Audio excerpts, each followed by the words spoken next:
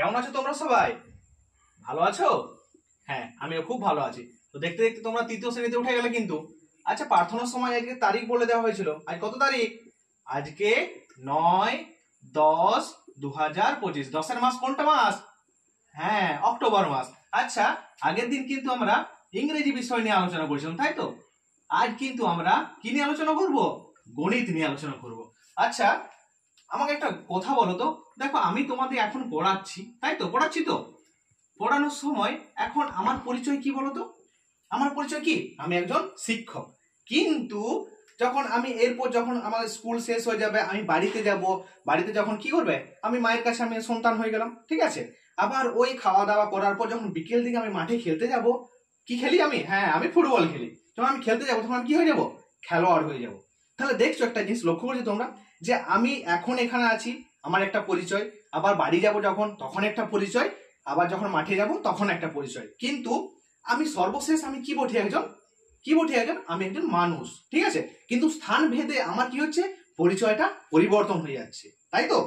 দেখো, সেরকম ভাবে এই গণিতে যে আমরা আগের দিন একক দশক শতক শিখেছিলাম, তাই তো? সে একক দশক শতকে যে সংখ্যা আছে, সে সংখ্যাটাও তার প্রকৃত মান রয়েছে, কিন্তু স্থান ভেদে তার মান কিন্তু পরিবর্তন হয়ে যায়, ঠিক আছে? হ্যাঁ, তাহলে আজকে আমাদের পাঠ হচ্ছে কি? প্রকৃত মান ও স্থানীয় মান। আজকে আমাদের পাঠ প্রকৃত মান ও স্থানীয় মান। প্রকৃত মান সেরকম যে মানুষ, আমি সর্বশেষে আমি একজন মানুষ, তাই তো?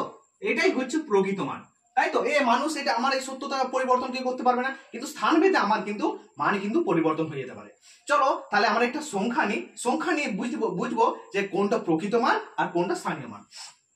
আচ্ছা, 245, তাই তো?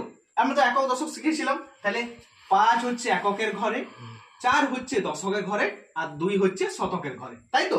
এখানে যদি বলি যে প্রকৃত মান কাকে বলে? যে সংখ্যাটা যে মান, সেটাই হলো তার প্রকৃত মান। তাহলে এখানে যদি বলি পাঁচের কি প্রকৃত মান হচ্ছে 5। আবার 5 কার ঘরে বসেছে? এককের ঘরে বসেছে। তাহলে একক এক।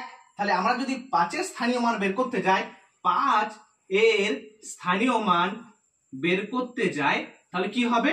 5-এর সাথে আমরা 1 গুণ করে দেবো। তাহলে 5 একে 5। তাহলে এই 5-এর প্রকৃত মান 5 এবং 5-এর স্থানীয় মান 5। এরপর চলে এসো 4। এই 4-এর প্রকৃত মান কি হবে? সেই সংখ্যাটাই হবে। তাহলে 4-এর প্রকৃত মান 4। আর 4 কার ঘরে বসে আছে?